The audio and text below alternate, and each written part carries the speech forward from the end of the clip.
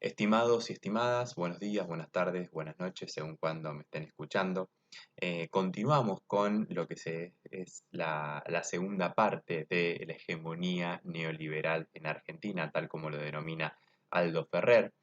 Pero antes recordemos que este modelo económico se comenzó a instaurar en Argentina en el año 76 con la dictadura militar y el ministro de Economía, Alfredo Martínez de Oz. Bien, este modelo que tiene que ver con la desregulación de la economía, con la apertura económica, con la quita de impuestos a quienes más tienen, con sus resultados de empobrecimiento de la sociedad, aumento de la deuda y aumento de la desocupación, encuentra su primer barrera con la vuelta de la democracia a través del gobierno de Raúl Alfonsín, bien en el año 83.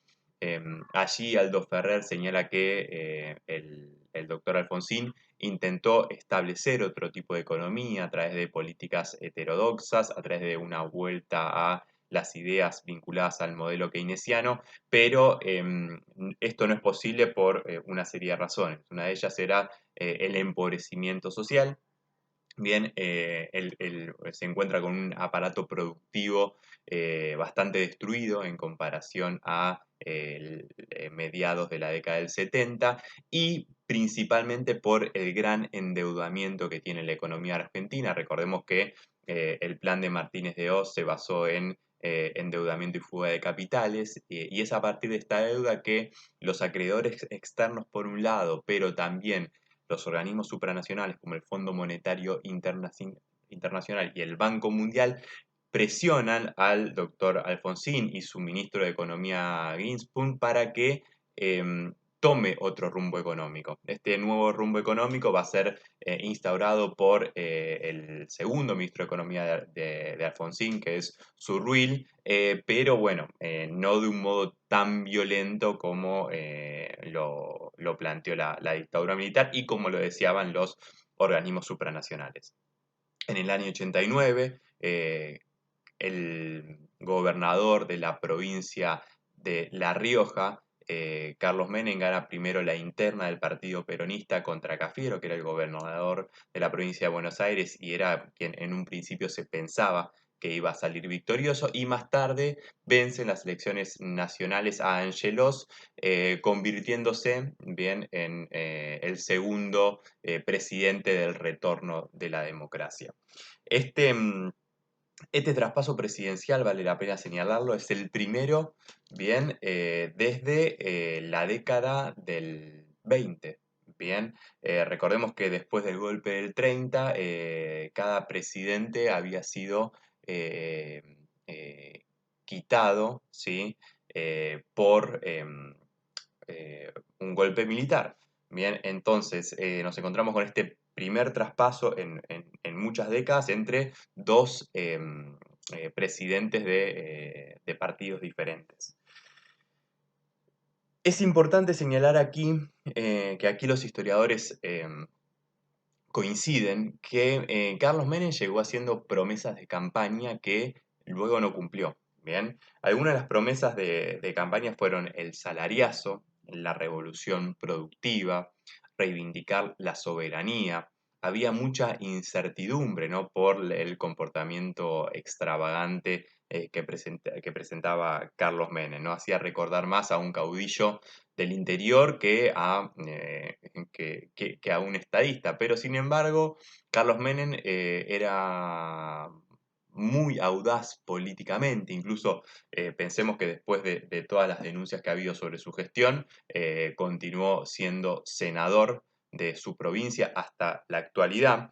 Y es interesante señalar que todas estas promesas, bueno, quedaron absolutamente en la nada, porque rápidamente Carlos Menem agarró las ideas del modelo neoliberal. Bien, y esto es interesante porque el modelo neoliberal adopta unas nuevas características bajo la democracia, dado que su primer gobierno había sido a través de una dictadura militar. Su gobierno está rodeado de figuras, ¿sí?, del liberalismo económico, y muy claramente esto se ve en la economía. ¿Por qué? Porque su primer ministerio de Economía va a estar conformado por funcionarios de Bunge y Born, que es uno es una de las principales corporaciones en la Argentina.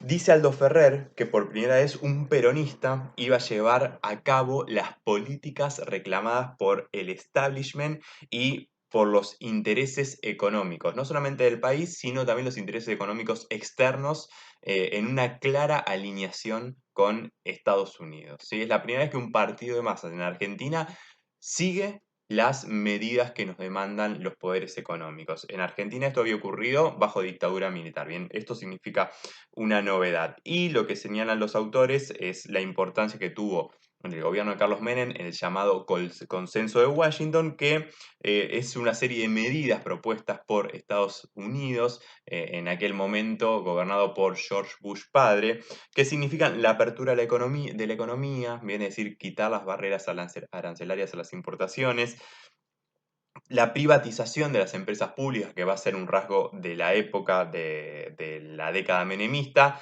la reforma del Estado, que generalmente significa un desregulamiento, desregulamiento de achicamiento, ¿sí? Es decir, que el Estado ofrezca menos servicios o, en su defecto, de menor calidad, y finalmente las llamadas desregulaciones, que es quitar regulaciones para que, sobre todo el capital financiero, se mueva con mucha facilidad.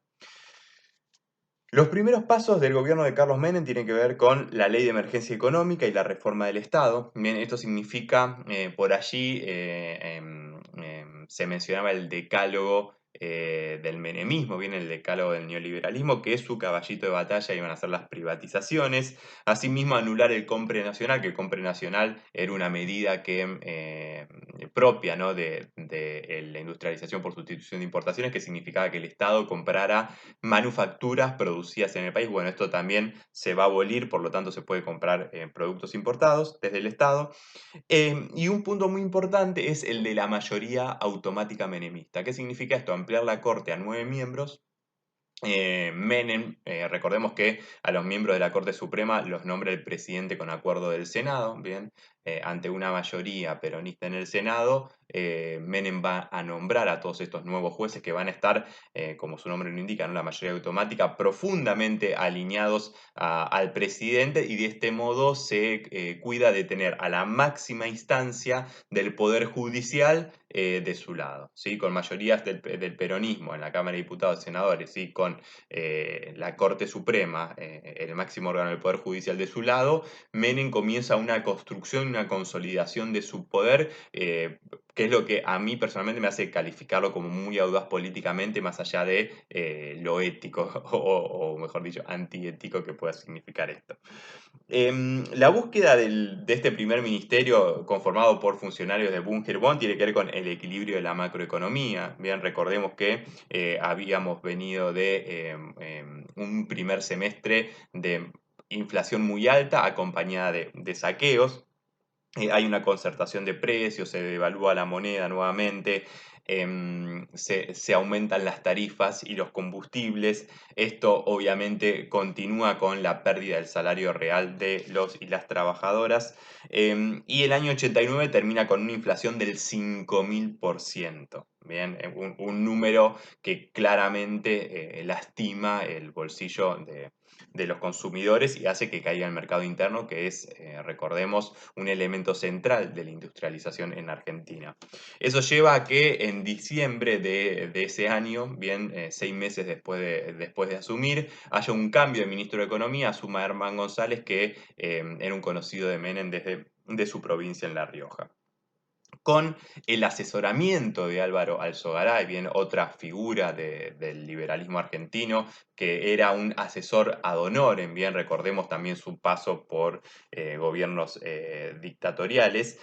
Se lleva a cabo el Plan Bonex. ¿Sí? El Plan Bonex está en la memoria de nuestros padres y nuestros abuelos por algo fundamental, que es la confiscación de los plazos fijos, de las cajas de ahorro y de las deudas públicas internas, a bonos a 10 años, títulos a 10 años en dólares. Bien, ¿qué significa esto? Que si una persona tenía un poquito de plata en el banco, bueno, automáticamente el Estado se lo capturaba, bien, y se lo cambiaba por un papelito a 10 años en dólares. Bueno, esto es una confiscación de los depósitos, es lo que, fíjense que esto ocurre a principios de la década del 90 y 3 décadas más tarde todavía tenemos el temor en Argentina de que el banco se quede con nuestro dinero. Em, y es un modo, ¿sí? Que plantea el gobierno para limitar la liquidez, es decir, que no circule tanta plata en la economía. Lo que busca es achicar, esterilizar la base monetaria, que en efecto lo hizo en un 60%, para que circule menos dinero y de este modo buscan bajar la inflación. Bien, todo esto significa más pasos hacia la ortodoxia y claramente a contramano del bolsillo de los que menos tienen. Se inicia aquí ya un proceso de privatizaciones, después vamos a completar la lista, pero por ejemplo se privatiza Entel, bien que Entel, la compañía de teléfonos que en las décadas siguientes significó la revolución tecnológica. Pensemos que a partir de los teléfonos, hoy tenemos, del viejo teléfono, ¿no? que uno hacía con el disco en ese momento, hoy tenemos la telefonía móvil, ¿sí? Tenemos internet. Es decir, que era una empresa estratégica que, vamos a decirlo también, funcionaba mal. Bien, en lugar de buscar que la empresa funcione mejor y que dé ganancias, lo que hizo el gobierno directamente fue privatizarla. Bien, ¿cómo se privatizó? Primero el proceso era a través de una licitación con pago en títulos de deuda, es decir, que las empresas iban a pagar con los títulos de deuda argentina, que recordemos era muy alta, y se dividió en dos, desde el centro hacia el norte y hacia el sur. La privatización quedó en manos de Telecom de Italia hacia el norte y Telefónica de España hacia el sur. Y se les otorgaba en cada región, bien, recordemos que nuestro país es el octavo país más grande del mundo, por lo tanto es difícil de cubrir territorialmente, se les daba el monopolio en ese sector por 10 años. Asimismo, las tarifas de teléfonos aumentaban para mejorar la rentabilidad de las empresas y que pudieran llevar a cabo todas las inversiones necesarias para mejorar el servicio. Se privatizaron otras empresas como Aerolíneas Argentinas, como empresas petroquímicas, como la televisión, los peajes. Bien, luego va a subir Caballo, bien, en marzo de 1991, como la economía sigue sin dar bien con bola, las privatizaciones aumentan, a gas del Estado, a SECBA, obras sanitarias, YPF, el correo, los subtes, los 6 principales puertos del país, Somisa, que va a quedar en manos de Techín, Aerolíneas Argentinas en manos de Iberia, los trenes, bien, es decir que en este momento se privatizan todas aquellas empresas que no solamente son empresas de tipo, si se quiere, periféricas o de menor importancia, sino empresas que son estratégicas para el desarrollo de un país. Bien, mencionamos Entel, pero estamos mencionando también Aerolíneas Argentinas, estamos mencionando el petróleo, bien, que es un recurso que los países intentan que quede en sus manos porque estratégicamente es muy importante, la electricidad, el gas, el servicio de agua. Bien, todas estas privatizaciones fueron hechas, o muchas de ellas fueron hechas con denuncias de corrupción en el medio. La verdad que fue un momento en el cual lo que primaba, el concepto que primaba era que Argentina estaba vendiendo las joyas de la abuela, ¿no? Es decir, rascando el fondo de la olla para justamente pagar todo ese endeudamiento que venía bueno, de la dictadura militar, ¿no? Esto me parece muy interesante. Fíjense que cómo esto se va acumulando en el tiempo y cómo un gobierno que nadie votó, bien que además llegó, recordemos la dictadura argentina, en el marco del plan Cóndor, bien impulsado por Estados Unidos, justamente porque ellos no querían que llegaran gobiernos comunistas a América del Sur, se endeudan abruptamente en beneficio de pocos y después viene en democracia un nuevo gobierno que vende empresas estratégicas para cubrir todo ese dinero, ¿no? Lo cual ahí nos podemos preguntar de muchas falencias, pero sobre todo observar que esto vino de gobiernos que no fueron elegidos, como en el caso de la dictadura, democráticamente, y cómo estos problemas se van arrastrando en el tiempo. Sí, en 1989 la inflación había sido del 5.000%, para 1990 la inflación era de el 1.400%. Viene a decir que fue bajando, pero todavía estaba muy alta, ¿bien? De este modo, como les decía, en marzo del 91 asume Domingo Cavallo y acá vamos a encontrar dos planes que van a ser relevantes. El primero es el Plan Brady, sí, que lleva el nombre de funcionario de Estados Unidos. Este va a ser, en verdad es el segundo, pero para enmarcar la política económica. Este plan es en abril de 1992.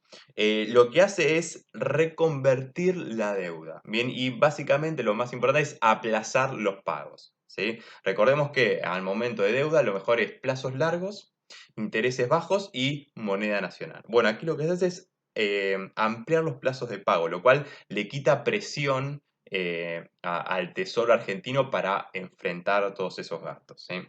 Entonces, en primer lugar, hay 8 mil millones de dólares de deuda pública, que lo que hace, que eran intereses que se atrasan a 15 años, ¿bien? Lo cual, fíjese, pagar acá, pagar en 15 años, eso ya ayuda muchísimo. Y en segundo lugar, el capital, bien, de la deuda pública, el capital por 20 mil millones de dólares se atrasa a 30 años. Bien, es decir, que esto descomprime un montón de pagos y ayuda a las finanzas internas. Es como si la tarjeta de crédito, decir, bueno, en lugar de pagar el mes que viene, me lo adelantan a 2 años. Entonces ahora puedo hacer otro tipo de gastos. Esto va acompañado de un nuevo flujo de dólares, bien que llegan desde el exterior hacia los países emergentes como la Argentina. Recordemos que el primer flujo había sido en la década, fines de la década del 70, principios del 80, que fue lo que hizo, por ejemplo, la Argentina y otros países de América del Sur endeudarse muchísimo. Hay un nuevo flujo de dólares, ¿sí? Y esto hace que las reservas del Banco Central aumenten. Bien, entonces lo que uno comienza a ver aquí es cómo en un primer momento la economía se estabiliza. Bien, insisto con esto de en un primer momento. En, a fines de marzo de 1991, Cavallo lanza el plan de convertibilidad. Bien, no hablamos mucho de Cavallo, pero Cavallo va a ser otra de las figuras del modelo neoliberal en la segunda mitad del siglo XX. Bien, pensando rápidamente, uno puede mencionar a Álvaro Alzogaray, a Martínez de Oz y el tercero sería Domingo Cavallo, que es un economista cordobés que estudia en Harvard y más tarde retoma y funda en su provincia la Fundación Mediterránea. Es una ONG, se podría decir una fundación de economía que está financiada por el poder económico de la provincia de Córdoba y a partir de ahí se transforma en lo que se llama un think tank, es decir, pensar políticas públicas que beneficien a ese sector.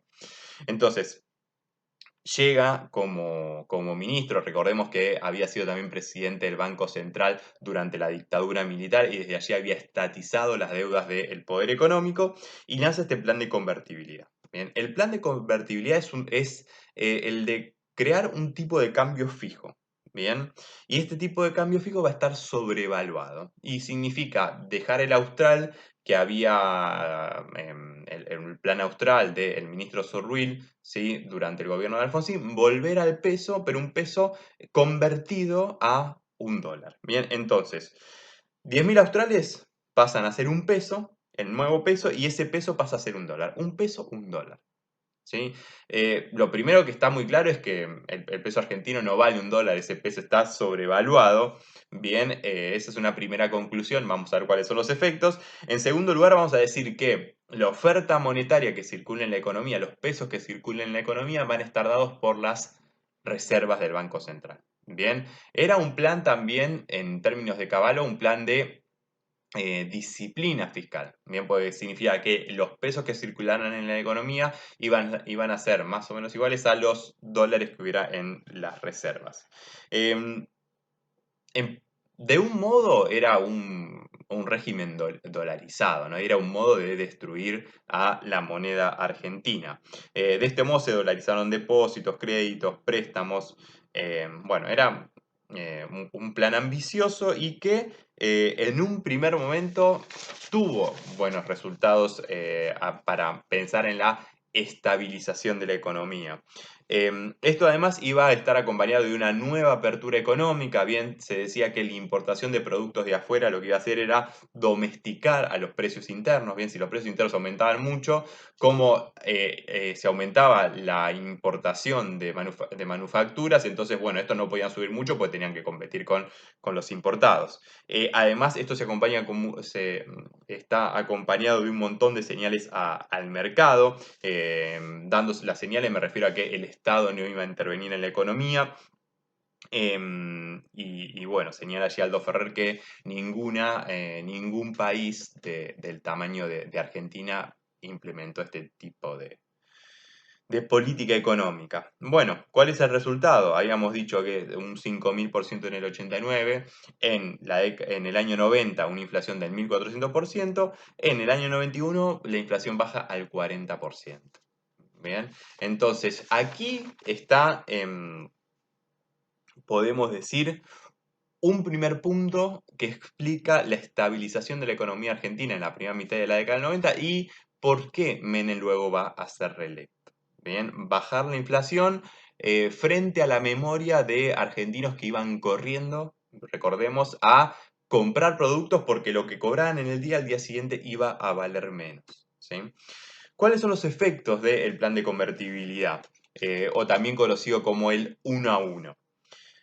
La revaluación del peso, el peso está sobrevaluado, ¿sí? Esto va a generar que aumenten las importaciones, ya vamos a ver los efectos de que aumenten las importaciones, el ingreso de capitales especulativos, ¿sí? Como el capital internacional está tranquilo de que pase lo que pase en Argentina, un peso va a ser un dólar, traen sus dólares, los cambian a pesos, especulan financieramente, porque también estos modelos van acompañados de tasa de interés superior al resto del mundo, bueno, así como llegan, está todo bien, pero el problema, recordemos siempre, es cuando se van.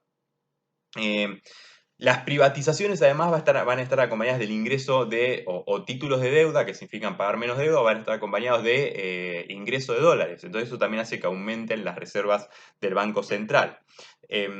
Al aumentar las reservas del Banco Central va a aumentar más dinero en la economía y además va a haber más acceso al crédito. ¿Sí? Este sería un segundo punto.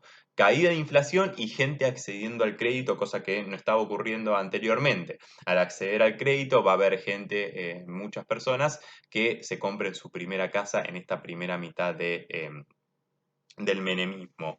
Y también vemos que cae la deuda en relación al Producto Bruto Interno.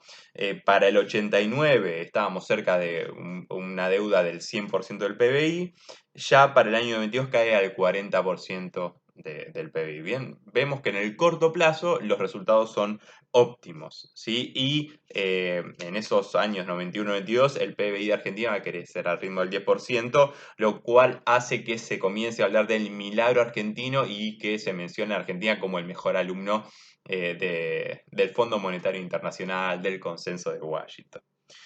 Ahora bien, en el corto plazo, buenos resultados, si recordemos, el problema que hizo es en el largo plazo. Por un lado, al aumentar las importaciones, porque el peso estaba argentino, ¿sí? El peso argentino estaba revaluado, comienza a haber déficit comercial. Se importa más de lo que se exporta. También se exporta menos porque el peso está revaluado, está sobrevaluado. Entonces, comienza el déficit comercial que va a girar en torno de 10.000 millones de dólares, especialmente por bienes de consumo durables, ¿sí? Electrodomésticos especialmente. Em, Va a caer al lado del déficit comercial, va a caer el balance de pagos, bien, también va a haber déficit entre todo el dinero que entra y sale del país. Pensemos también que la gente va a vacacionar más afuera, o la clase media, ¿no? La gente va a vacacionar más afuera por la situación del peso, el famoso DM2 de irse de vacaciones a Brasil. Y esto va a ir acompañado por una nueva privatización que es la reforma previsional. Bien, ¿qué significa esto? Llegan las AFJP, bien, estas entidades bancarias que van a administrar los fondos de jubilación y pensión. Ahora bien, mientras van a financiar y a manejar y administrar la plata de un sector importante de los jubilados, la mayoría de los servicios van a quedar en manos del Estado. ¿Sí? Estamos viendo la presencia de un Estado bobo, ¿sí? Que deja los recursos más jugosos para las empresas, ¿sí? Que además van a cobrar importantes comisiones por administrar estos fondos, mientras que el Estado se hace cargo de todos los egresos. Y va a ir acompañado también de la ley federal de educación, que significa transferir desde nación a las provincias el servicio de la educación pública, ¿sí? Pero sin pasar también todos los gastos que eso conlleva, lo cual va a comenzar a generar desigualdades entre la educación en las provincias más ricas y la educación en las provincias más pobres. Para el año 94 nos encontramos con déficit comercial, déficit fiscal, las provincias colapsadas porque tienen que empezar a brindar nuevas funciones como la educación y la salud que antes eran financiadas por el Estado Nacional, un estancamiento tributario, esto significa que no aumentan los ingresos del Estado, y ocurre algo bastante interesante y bastante perjudicial para la economía argentina, que es el efecto tequila. ¿Sí? Básicamente, Estados Unidos aumenta la tasa de interés, bien, la potencia mundial aumenta la tasa de interés y genera que recursos que venían para los países en desarrollo se vayan hacia Estados Unidos y en México esto genera una salida de capitales que llevan a devaluar la moneda, bien, el peso mexicano. Cuando se devalúa el peso mexicano, los capitales que son muy temerosos, ¿sí? Temen que en la Argentina pasa exactamente lo mismo, finalmente no pasó, pero también se van y genera una crisis económica, una recesión que va a durar un tiempo hasta que se estabiliza. Para el 94 el desempleo está por encima del 10%. Bien, ese dato para la Argentina es muy alto. De hecho, recordemos que la primera vez que superó el 10% del desempleo había sido justamente con la dictadura militar. Hay una caída del 30% en el ingreso de los asalariados, ¿sí? La pobreza va a tener un movimiento del 50% en el año 89, va a bajar a 1993 al 17%, pero va a rebotar y hacia 1998 va, cuando Menem le pone a entregar el gobierno de la Rúa, va a llegar al 26%, ¿bien? Baja y después va a subir.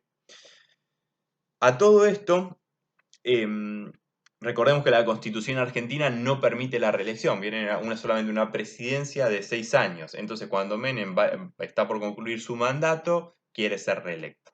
¿Sí? Para eso necesita modificar la Constitución, necesita 2/3 de los votos del Congreso.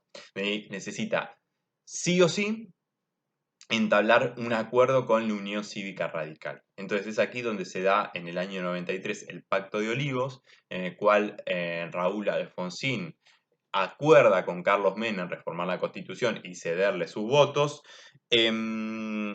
a cambio de una serie de reformas. Bien, estas reformas que le va a plantear tiene que ver con, por ejemplo, el balotaje, ¿sí? La creación de el jefe de gabinete y una serie de derechos y garantías que Alfonsín para aquel entonces em, consideraba, podríamos decir, necesarias. Bien, por ejemplo, el Consejo de la Magistratura, que la Ciudad Autónoma de Buenos Aires, bueno, sea, esté diferenciado de- del gobierno nacional y que pueda elegir, por ejemplo, a su propio jefe de gobierno y el tercer senador por la minoría. ¿Sí? Este era un modo también de democratizar el Senado.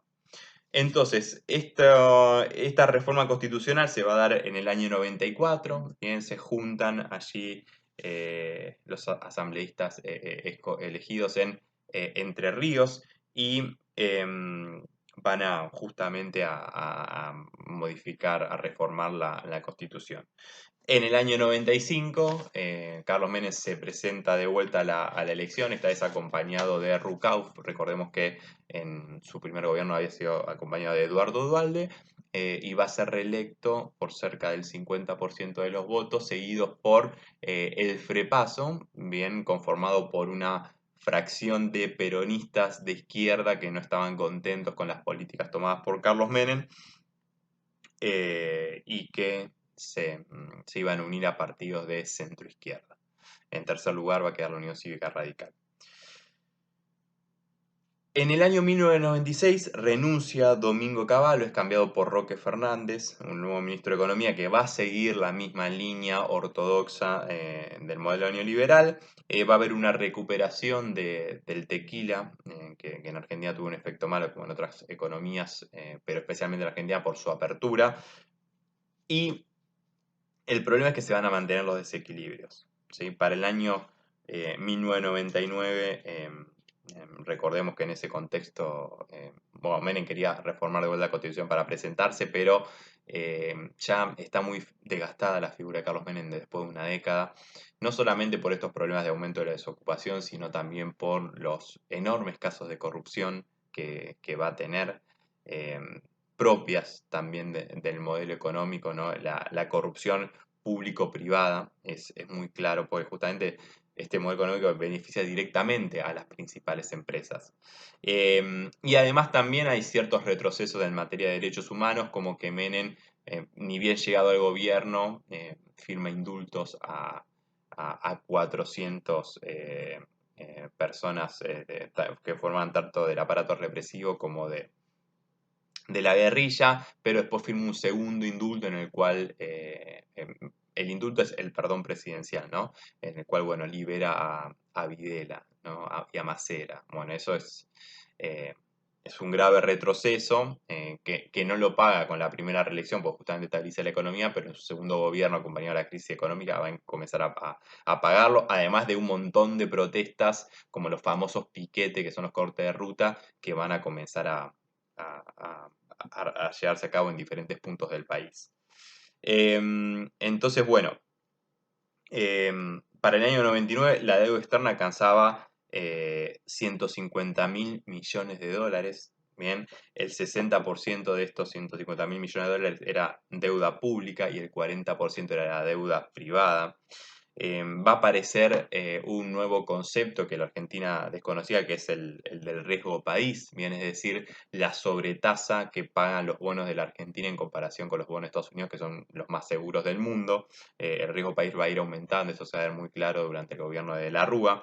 Y además una fuga de capitales, ¿no? Porque insistamos una vez más con esto. En la Argentina, al menos el modelo neoliberal, significa importación de deuda y fuga de capitales. La situación es inviable. Si bien los precios de la economía y el tipo de cambio van a ser estables, vemos que cae el nivel de actividad, vemos que aumenta, que la desocupación y el subempleo llegan al 30%, bien cifras históricas para nuestro país. Los salarios van a estar por debajo del año 89 y una de las peores herencias del modelo neoliberal. No tan mencionada, generalmente se menciona la deuda, pero empeora la educación, empeora la salud, empeora la seguridad. Entonces, ¿cuál es el planteo de Aldo Ferrer? El planteo es que esta década menemista es una estrategia inadecuada para el país. Primero porque nos subordinamos a grupos transnacionales y señalar también a Estados Unidos, ¿no? Allí se hizo famosa la frase de que teníamos relaciones carnales con Estados Unidos, si no me equivoco la había planteado Manzano. Em, bueno, eso es hay una subordinación total a estos intereses. En una visita de George Bush padre, Carlos Menem llamándolo a mi amigo, ¿no? Y George Bush padre también le responde mi amigo Carlos Menem. Em, el modelo que comentaba antes de exportación de ahorro, bien, fuga de capitales e importación de deuda, cae la tasa de inversión en el país, ¿sí? Hay el concepto no es de Aldo Ferrer, pero se denomina un industricidio cuando se van cerrando fábricas justamente porque era mejor, más fácil importar que producir en el país. Esto se da por una sobrevaluación del tipo de cambio, pero también por una liberación de las importaciones tal como pedían el poder económico transnacional. Además del déficit comercial, bien, aumenta la brecha tecnológica y el valor agregado. Vamos a vivir una primarización de nuestras exportaciones y dejar de exportar productos de mayor valor. Además, la economía, lejos de diversificarse, va a comenzar a exportar menos diferencia de productos.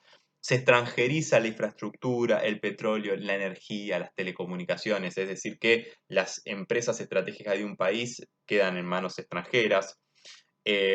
Esto va a generar, sí, un ingreso de 20 mil millones de dólares, pero bueno, vemos cuál es la consecuencia. Y vivimos concentración, ¿sí?, de la economía. em, el movimiento popular y sindical argentina no va a poder bloquear estas políticas económicas como si lo había hecho en otro momento. Y bueno, vivimos un deterioro propio de la apertura económica de Argentina hacia los lineamientos de la globalización. Ven que en cierto punto va muy en contra de de las promesas de soberanía que había hecho Carlos Menem en su campaña presidencial. ¿Sí? De este modo termina una década en la cual en un primer momento se estabilizó la economía, pero en un segundo momento eh, se perdió mucho. ¿Bien? Se perdieron empleos, se perdieron industrias, se perdió calidad de vida y lo único que aumentó fue eh, la pobreza, el desempleo y eh, la dependencia y la subordinación a los acreedores extranjeros.